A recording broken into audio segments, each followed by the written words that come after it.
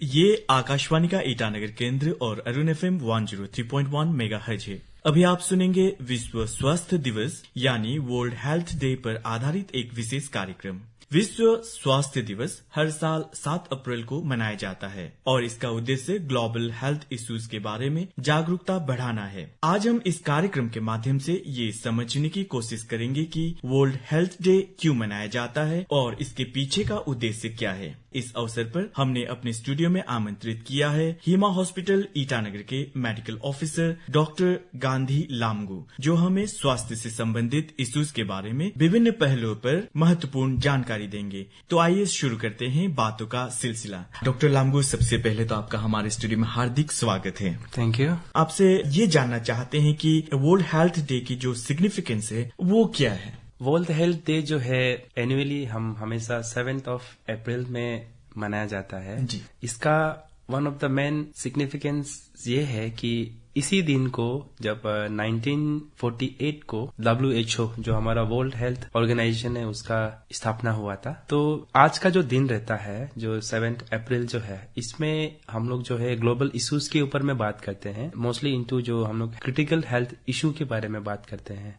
और हम लोग जो है हमारा एक टारगेट रहता है कि importance of health for all, और हम लोग जो है इक्विटेबल हेल्थ केयर जो मतलब सबको इक्वली हर जगह कोई जगह का भेदभाव ना देखे कि सबको, हाँ ये आज ही के दिन में हम लोग इसका इम्पोर्टेंस को हाईलाइट करता है। आज हेल्थ इश्यूज के बारे में बात करें तो कौन कौन सी समस्याएं हैं। आज के जो दिन है, जो आज के जो वर्ल्ड में है, जो हेल्थ चैलेंजेस जो है वो बहुत सारा है। जैसे अभी फ्यू इयर्स बैक हम लोग एक बहुत इन्फेक्शियस डिजीज जो है जिसको कोविड-19 जो है, ऐसा मतलब एक इन्फेक्शियस डिजीज जो है हम लोग फेस किया था। और साथ ही साथ में जो हमारा मेन मेड जो है वार हो गया, जो अभी चल रहा है जो बाहर में वार वगैरह हो गया, और ऐसे जो है नॉन कम्युनिकेबल डिजीज जो होता है जैसे डायबिटीज हो गया, हार्ट डिजीज वगैरह हो गया, ये सब है। और साथ ही साथ में जो मेंटल हेल्थ इश्यूज के ऊपर भी, और जो हमारा मेल न्यूट्रिशन जो है ये बहुत इंपॉर्टेंट टॉपिक रहता है इसमें।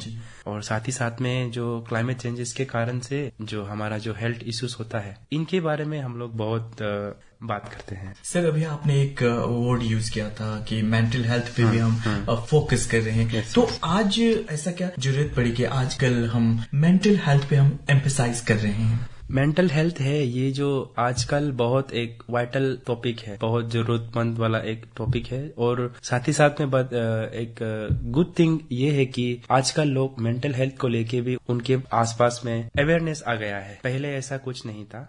पहले तो मतलब मेंटल हेल्थ जो है एग्जिस्ट ही नहीं करता था, स्पेशली इन आवर स्टेट, से कि मेंटल हेल्थ जैसा कोई बीमार होता ही नहीं है। आप अगर तंदुरुस्त है, आप अगर फिजिकल हेल्दी है तो आपको और कोई बीमार हो ही नहीं सकता। बट ऐसा कुछ नहीं है। आजकल मेंटल हेल्थ जो है, जैसे मेंटल हेल्थ डिजीजेस जो होता है जैसे स्ट्रेस हो गया, एंजाइटी हो गया, डिप्रेशन हो गया, ये क्यों है बोलने से समय के साथ में अभी हमारा जीने का तरीका भी बहुत फास्ट पेस जा रहा है। तो इन्हीं के चलते हम लोग जो है उनको कोप अप नहीं कर सके।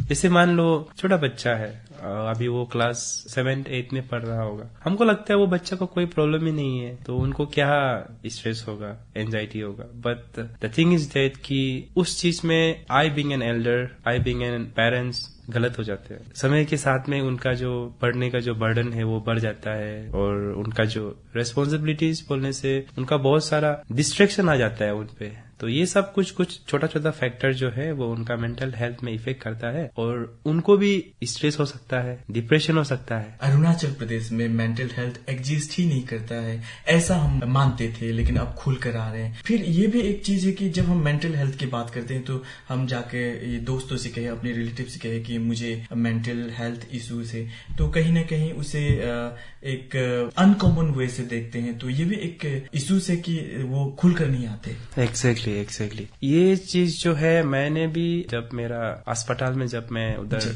ओपीडीज में बैठता हूँ तो तभी भी मैं ऐसे बहुत सारे केसेस मैंने भी देखे हैं। बहुत लोग आते हैं एंड वो लोग छुपाने के लिए करते हैं कि उनको फर्स्ट जैसे अगर आते हैं तो बोलते हैं कि उनको नींद नहीं आता, उनको थोड़ा कंसंट्रेट करके वो काम नहीं कर सकता है। और तब धीरे धीरे जब हम उनका हिस्ट्री पूछते हैं तो हमको पता चल जाता है कि ये कुछ एंजाइटी का इश्यू है, इसको पैनिक का इश्यू है। बट वो लोग आके खुल के नहीं आता है। हमारे यहाँ अभी भी ऐसा ही है। अभी धीरे धीरे करके आदमी जान रहा है कि मेंटल हेल्थ का इम्पोर्टेंस क्या है। यहाँ में वही रहता है कि हमारे लोग जो वही बोलता है कि बस बदन आपको बुखार तो नहीं है, सर्दी खांसी नहीं है और आपको कुछ बदन दर्द भी नहीं है, लीवर खराब तो नहीं है, ये मेंटल हेल्थ वगैरह ऐसे कुछ एग्जिस्ट ही नहीं करता है। स्टिल दे आर सेइंग, लोगों को ये लगता है कि अगर वो फिजिकली अगर वो हेल्दी है तो मेंटल हेल्थ ऐसा कुछ एग्जिस्ट ही नहीं करता है। और ऐसा भी मानता है कि जिसको रोना बहुत जल्दी आता है, जो बहुत अकेला रहना पसंद करता है, जो बहुत जल्दी चिड़चिड़ाता है, ये लोग जो है कमजोर आदमी का साइन है। But in the other way अगर हम उनको हमारे पॉइंट ऑफ व्यू से देखेंगे तो बेसिकली वो एक कुछ मेंटल हेल्थ कंडीशन से वो जूझ रहा है, जबकि वो समय में हमको हेल्प करना चाहिए।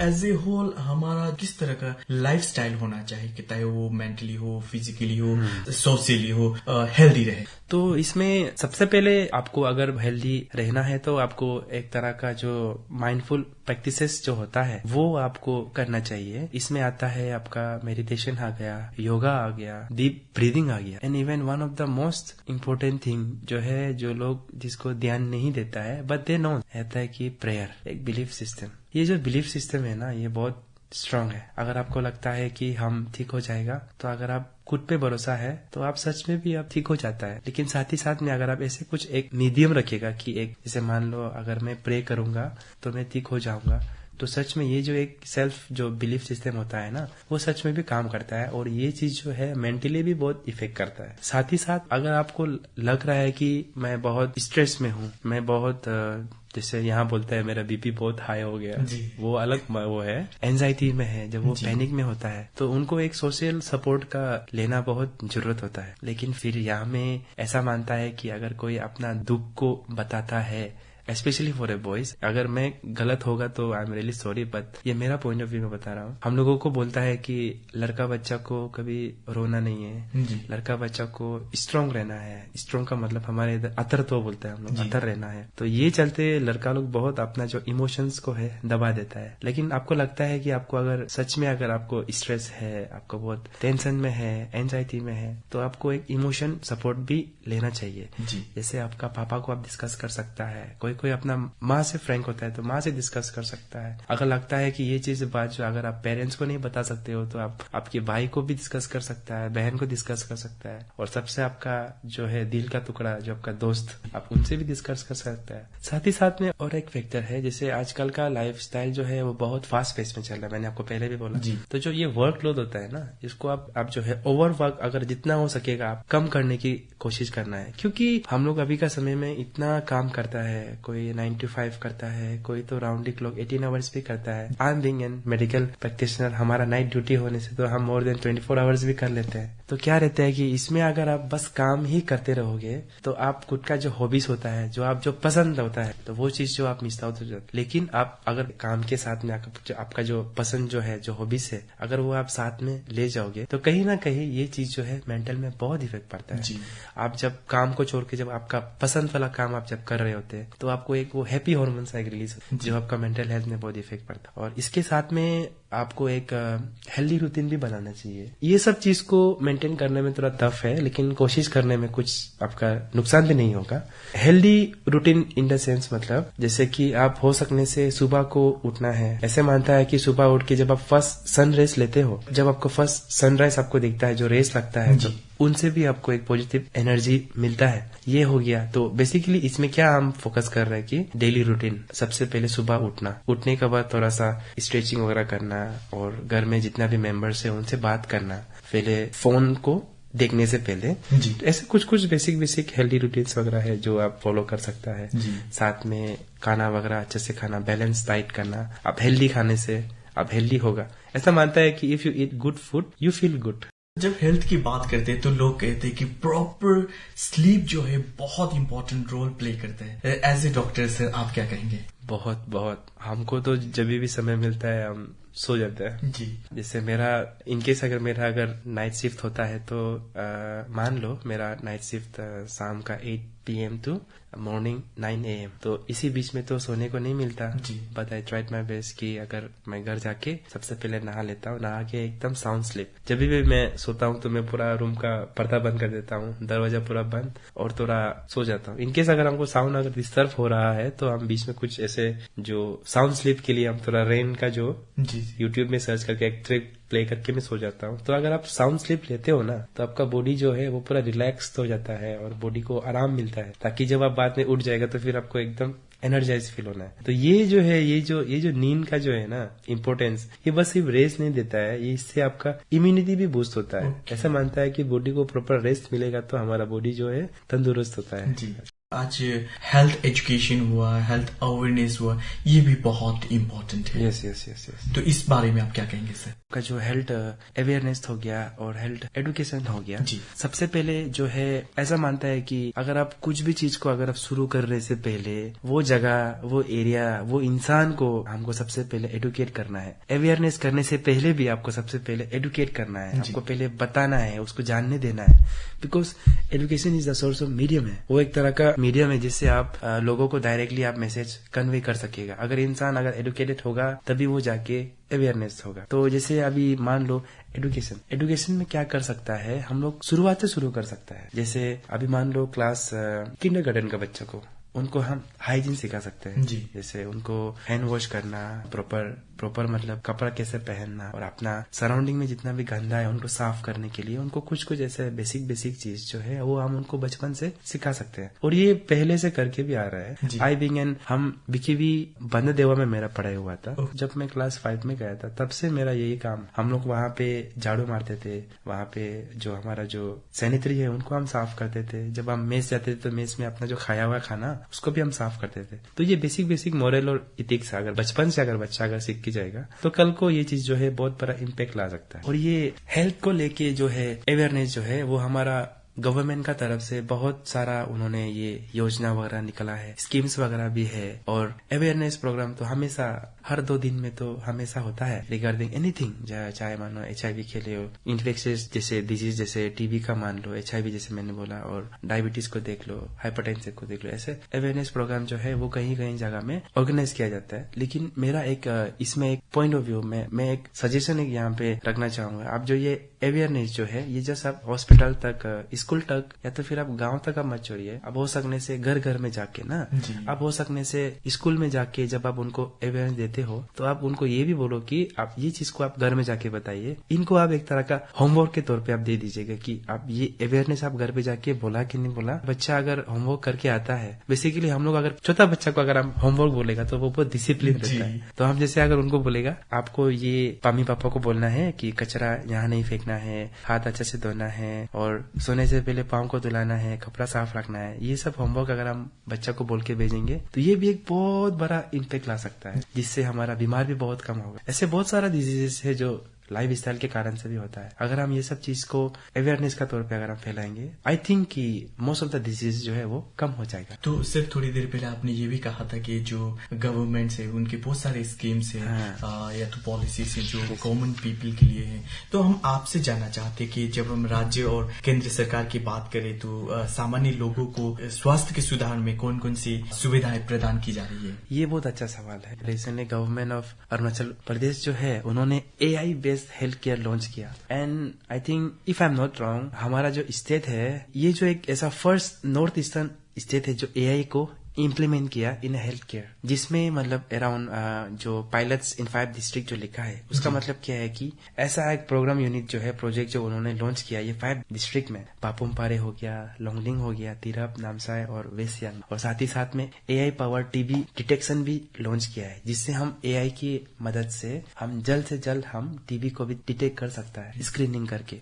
और साथ ही साथ में बच्चा का जो ये इन्फेंट केयर जो है, जब वो बच्चा पैदा होता है तो उनका हम लोग वेट को मॉनिटरिंग करता है, पैटर्न को मॉनिटरिंग करता है, उनका वजन कैसा हुआ और कुछ रिस्क फैक्टर जो है जो बचपन में जो जब बच्चा पैदा होता है तो उनको भी हम AI की मदद से हम डिटेक्ट कर सकता है। साथ ही साथ में हमारा जो अभी रिसेंटली जो AI की मदद से हम इवन डायबिटिक रेटिनोपैथी होता है, जो डायबिटीज के कारण से आंख में देखने में जो प्रॉब्लम रहता है उनको भी हम AI की मदद से हम डिटेक्ट कर सकता है। और गवर्नमेंट की तरफ से और बहुत सारा लॉन्च किया है, उनमें से जो हेल्थ केयर जो है ना प्रोग्राम्स, वो मैं कुछ बताना चाहूंगा।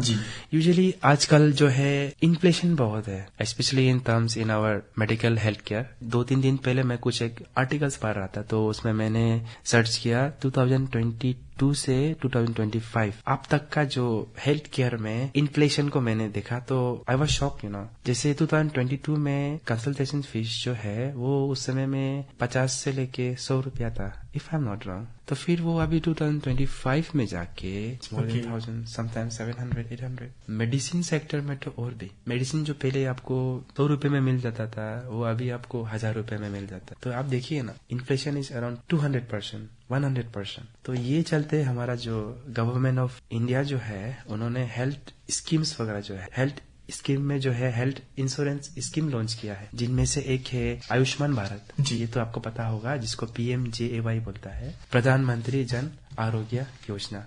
ये जो है इसमें जो है गवर्नमेंट जो है 5 लाख पर फैमिली पर ईयर ये एक इंश्योरेंस प्रोवाइड करता है। जब वो अगर कोई गवर्नमेंट जो सेकेंडरी टर्शियरी सेक्टर में जाके जब वो ट्रीटमेंट कराता है, ये कुछ प्राइवेट हॉस्पिटल में भी लागू है। उसके बाद अभी और एक आता है प्रधानमंत्री सुरक्षा बीमा योजना। तो ये एक तरह का इंश्योरेंस कवर है जो एक्सीडेंटल इंश्योरेंस में आता है, जिसमें से आप बस मात्र 20 रुपीज पर ईयर आप देके आप ये 2 लाख का जो इंश्योरेंस है वो आप कवर कर सकता है। और जैसे मान लो मैं एक प्राइवेट सेक्टर में काम करता हूँ, गवर्नमेंट फिर भी हमारे लिए एम्प्लॉय स्टेट इंश्योरेंस लॉन्च किया है, जिनमें जो भी प्राइवेट सेक्टर में जो काम करता है उनको मंथली 21,000 का बेनिफिट देता है। साथ ही साथ में और जो है फ्री मेडिसिन और ये डायग्नोस्टिक के लिए है गवर्नमेंट जो है ये जन औषधि योजना। इसमें क्या होता है कि ये इसमें आपको जो हाई क्वालिटी जेनेरिक मेडिसिन जो होता है ना, वो आपको 50 to 90% से भी कम दाम में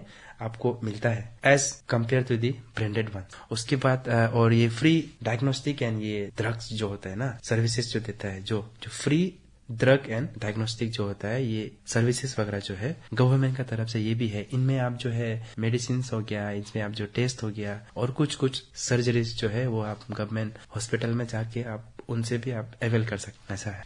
आजकल मॉडर्न टेक्नोलॉजी हेल्थ को सुधारने के लिए भी बहुत अच्छा काम कर रही हो। जैसे अभी आपने कहा कि किस तरह से आर्टिफिशियल इंटेलिजेंस हमारे अरुणाचल प्रदेश में भी लागू की गई, जिससे बहुत फायदा पहुंचाने जा रही है। तो सर टेक्नोलॉजी, मॉडर्न टेक्नोलॉजी का हेल्थ सेक्टर में किस तरह का योगदान है? जैसे मैंने बताया आपको AI के रिलेटेड, आजकल तो आर्टिफिशियल इंटेलिजेंस जो है वो बहुत फास्ट पेस में बदल रहा है। तो AI के तो मैंने आपको बता दिया आगे, जो बहुत सारे लॉन्च किए हैं। साथ ही साथ में जैसे अभी मान लो हमारा हेल्थ केयर सेक्टर में ये एक लॉन्च किया है गवर्नमेंट की तरफ से, टेलीमानस, जिसमें हम क्या करते हैं, टेलीमेडिसिन करता है। मान लो अभी एक इंसान जो है वो इधर यहाँ से कहीं 400 किलोमीटर दूर में है, उनका गांव में है, वो बीमार, किसी को पता के नहीं आता, जगह देख के भी नहीं आता है वो। मान लो वो अगर कहीं गाँव में है, उसको बीमार हो गया और उनका रोड कनेक्टिविटी नहीं है, तब वो क्या करेगा कि वो बस एक फोन कॉल लगाएगा। तब हमारा जो डॉक्टर्स रहता है वो टेलीमेडिसिन, उनका जो कंप्लेंट्स को हम थ्रू फोन सुनते हैं, सुन के और साथ ही साथ में हम जो उनको उनको डायग्नोस करके तब हम उनको मेडिसिन भी हम उनको उस तक हम पहुंचाने के लिए हम कोशिश करते हैं। टेलीमेडिसिन के थ्रू से आई थिंक मोस्ट जितना भी हमारा रिमोट एरिया है उनका प्रॉब्लम अभी बहुत काफी हद तक सॉल्व हो गया है। साथ ही साथ में अभी ड्रोन का फैसिलिटीज ड्यूरिंग कोविड टाइम, जब सेप्पा एक टाउन है तो वहां में एक ड्रोन मेडिसिन, ये ड्रोन से हमने एक मेडिसिन जो है हमने रिमोट एरिया तक हमने जाके वैक्सीन को हमने डिलीवर किया था जी। तो ऐसे हेल्थ सेक्टर तो अभी आपका बहुत अभी बहुत फास्ट पेस में बदल रहा है। और हमारा जो गवर्नमेंट के तरफ से और कहीं तरह का जो एडवांस जो है इक्विपमेंट जो है, जैसे MRI हो गया, CT वगैरह हो गया, ये सब तो बेस में है। और इससे और हाई लेवल में भी बहुत सारा इक्विपमेंट जो है हमारा जो टर्शियरी सेंटर में भी और जितना भी PHCs वगैरह में है कोशिश कर रहा है डिलीवर करने की। सर मुझे सबसे अच्छी ये बात भी लगी कि जैसे अभी टेलीमानस की बात कही कि अब दूर है, हॉस्पिटल नहीं जा सकते, डॉक्टर से नहीं मिल सकते, तो फोन के द्वारा उनसे कंसल्ट किया जा सकते, वो बताते हैं। सर हम जानना चाहते हैं कि अब जब अरुणाचल प्रदेश की बात करते हैं तो उन्हें हम फोन के द्वारा उन्हें बात करना हो तो क्या कोई फोन नंबर? हाँ, तो ये जो है उनमें गवर्नमेंट की तरफ से एक नंबर दिया है जो 14416 जो है, ये नंबर पे आप फोन करके गवर्नमेंट की तरफ से जो बेनिफिट दिया है वो आप अवेल कर सकते हैं जी। तो सर आपने बहुत अच्छी जानकारी दी। जब हम हेल्थ की बात करते हैं तो हर साल वर्ल्ड हेल्थ डे एक थीम के साथ मनाया जाता है और इस बार का जो थीम है healthy beginnings hopeful futures, sir इसके बारे में थोड़ी सी जानना चाहेंगे। इस साल का जो थीम है, जो healthy beginnings and hopeful future जो है, ये जो एक तरह का बहुत बढ़िया एक थीम है। तो इसमें मोस्टली जो है, इसमें अर्ली इंटरवेंशन को इसमें टारगेट किया है जी। जैसे हम इसमें मोस्टली मैटरनल और चाइल्ड हेल्थ को हम जो टारगेट किया है, जो जैसे मानता है कि around in a world in a day more than 800 maternal और चाइल्ड का डेथ होता है बिकॉज ऑफ बहुत सारा बर्थ का कॉम्प्लिकेशंस के कारण से। तो साथ ही साथ और इसमें जो है जैसे healthy beginning and hopeful futures जो लिखा है, उसमें अर्ली इंटरवेंशन के साथ में प्रिवेंशन भी लिखा है। प्रिवेंशन में क्या लिखा है, इसका जो ये मतलब है कि promoting healthy habits from childhood to reduce diseases burden. मतलब हम अभी से हम अगर हेल्दी हैबिट्स को शुरू करेंगे तो कल को फ्यूचर में हमको लाइफ लॉन्ग डिजीज वगैरह जो है वो हमको नहीं हो। इसके साथ में एक होप, जो ये होप है इसका एक बहुत डीप मीनिंग है। इसमें होप में हम क्या करेंगे, इसमें इंस्पायर करेंगे कम्युनिटीज को कि उनको एक ऐसा इंस्पायर कर देना है कि वो एक प्रॉमिस करेगा कि हम आज से ये स्टेप उठाएगा ताकि कल को मेरा आने वाला फ्यूचर जो है उनके लिए वो बेस्ट ऑफ द बेस्ट रहे। ये है। तो इसमें जैसे मैटरनिटी की बात करते हैं, तो इसमें मैटरनल एंड चाइल्ड हेल्थ के लिए गवर्नमेंट क्या क्या कर रही है? इस साल का जो थीम है जो ये वर्ल्ड हेल्थ डे का, तो इसमें जो है मोस्टली हमारा जो गवर्नमेंट का तरफ से इसमें PMMVJ करके वाई करके एक लिखा है, जिसमें प्रधानमंत्री मातृ वंदना योजना। ये जो है बहुत अच्छा एक स्कीम है। इसको आई सजेस्ट जितना भी जो यहाँ पे सुनने वाला है उनको अवेल करना चाहिए। गवर्नमेंट का तरफ से इतना अच्छा अच्छा स्कीम्स मिलता है, बट हमारा जो पीपल लोग है इसका बारे में अवेयर नहीं रहता है। तो ये जो स्कीम में क्या करता है कि गवर्नमेंट के तरफ से जो फर्स्ट टाइम जो डिलीवरी करने आता है ना, जो फर्स्ट जो प्रेग्नेंट मदर है उनको गवर्नमेंट के तरफ से 5,000 रुपया का असिस्टेंस देता है, जो माँ का बच्चा को मतलब न्यूट्रिशन और जो हेल्थ चेकअप में मदद करता है। और उसके बाद साथ में सुमन बोल के एक योजना है जिसमें सुरक्षित मातृत्व आश्वासन ना। तो बेसिकली इसमें क्या होता है कि गवर्नमेंट की तरफ से आपको जो डिलीवरी की जो एक्सपेंसेस रहता है वो फ्री रहता है। अगर इन केस अगर उनको बाय कॉम्प्लिकेशंस के कारण से उसको अगर सी सेक्शन करना रहेगा तो वो भी उनको फ्री मिलता है। और साथ में और ये पोषण अभियान, तो इसमें क्या रहता है कि जो मेल न्यूट्रिशन है हमारा जो रिमोट एरिया में ड्यू टू डेफिशिएंसी इन ये जो विटामिन्स हो गया, कैल्शियम हो गया, जिसके वजह से बच्चा लोग जो है मेल न्यूट्रिशन होता है ना, उनके लिए भी गवर्नमेंट का तरफ से ये पोषण अभियान योजना लॉन्च किया है। अंत में वर्ल्ड हेल्थ डे पर हमारे श्रोताओं को क्या संदेश देना चाहेंगे ताकि वे अपने जीवन में स्वस्थ आदतें अपना सके और आने वाले समय में बेहतर भविष्य की दिशा में कदम रख सके?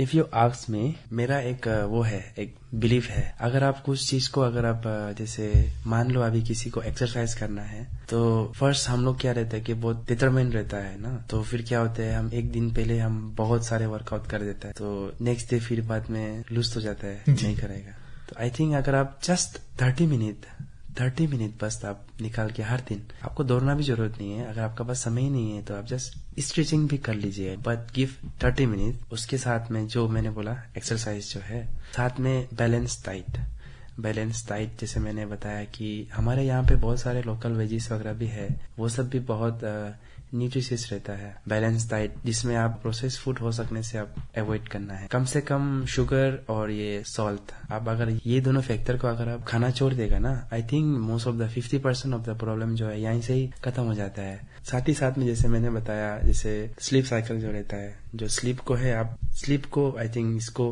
प्रायोरिटाइज करना चाहिए, क्योंकि अगर कोई इंसान अगर साउंड स्लीप लेगा तब उनका जैसे उसको जब प्रॉपर रेस्ट मिलेगा तो उनको फटीग नहीं होगा। साथ ही साथ में प्रॉपरली अगर जब सोता है तो उनका इम्यूनिटी भी उनका स्ट्रांग रहेगा।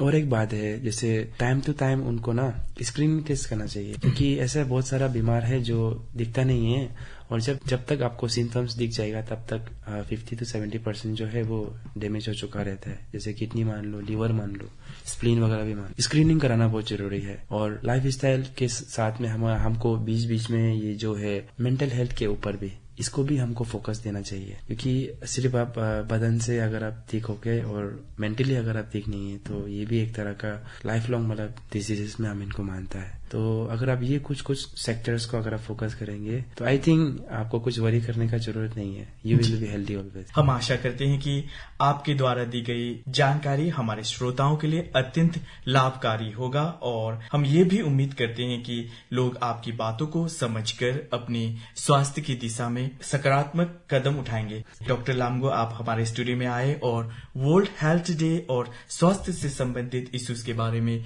इतनी सारी ज्ञानवर्धक जानकारियां दी, इसके लिए आपका बहुत बहुत धन्यवाद। Thank you. ये आकाशवाणी का ईटानगर केंद्र और अरुण FM 103.1 मेगाहर्ट्ज है। अभी आप सुन रहे थे वर्ल्ड हेल्थ डे पर आधारित एक विशेष कार्यक्रम। इस मौके पर आज हमारे स्टूडियो में उपस्थित थे हिमा हॉस्पिटल ईटानगर के मेडिकल ऑफिसर डॉक्टर गांधी लामगो। हम फिर हाजिर होंगे ऐसे ही कुछ ज्ञानवर्धक जानकारी के साथ। तब तक के लिए दीजिए इजाजत। नमस्कार।